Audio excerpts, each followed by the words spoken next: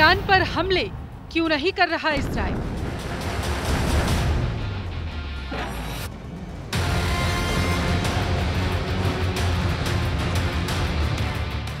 Iran के missile हमलों का जवाब क्यों नहीं दे रहा इस्राइल?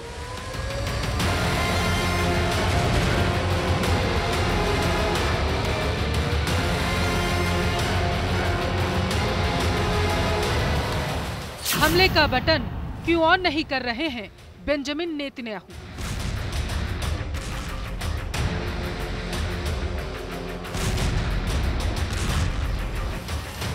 अपने दुश्मनों से बदला लेने के लिए विख्यात इजराइल के सामने ईरान की चुनौतियों का चट्टान।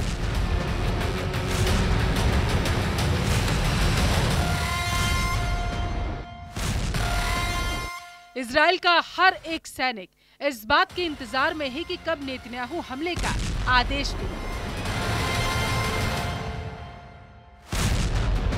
ईरान को जवाब कब देगा, इसका इंतजार इजराइल के हर सैनिक को है।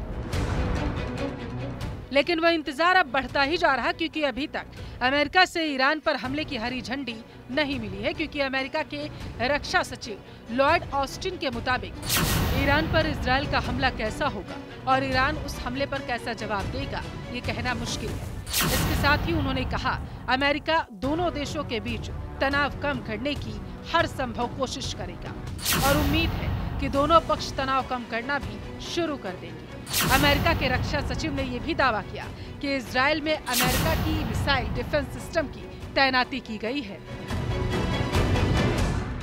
यानी अमेरिका की तरफ से कूटनीतिक दबाव बनाया जा रहा। अमेरिका ये चाहता है कि इजराइल ईरान पर हमला ना करे। यही नहीं, अमेरिका की तरफ से पश्चिम एशिया के समंदर में चारों तरफ नेवी के एक मजबूत बेड़े को भी तैनात किया गया, ताकि पश्चिम एशिया में उसका दबदबा और दबाव लगातार बना रहे। शायद ये भी वजह हो सकती है कि इजराइल ने अब तक हमला नहीं बोला। रक्षा विशेषज्ञों की माने तो इजराइल जब भी ईरान पर हमला करेगा तो उसे भी उस हमले की बड़ी कीमत चुकानी पड़ेगी। ईरान भी भीषण पलटवार करने को तैयार और उस पलटवार का एक मुजाहिरा भी पेश कर चुका है।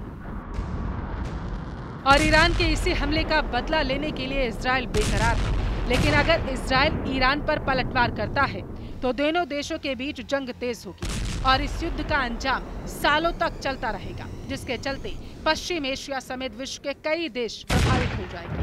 अर्थव्यवस्था पर खासा प्रभाव पड़ेगा। ऐसा इसलिए क्योंकि पश्चिम एशिया के समंदर से यूरोप और अफ्रीका का रास्ता है और अगर पश्चिम एशिया के दो ताकतवर देश आपस में भिड़ जाते हैं तो समंदर के रास्ते पर माहौल खराब होगा और तेल व्यापार में मुश्किलें भी आएंगी। इसके साथ ही अगर इजराइल की सेना ईरान के तेल ठिकानों और परमाणु ठिकानों पर भी हमले करती है तो एशिया में तेल के दामों का संतुलन बिगड़ सकता है।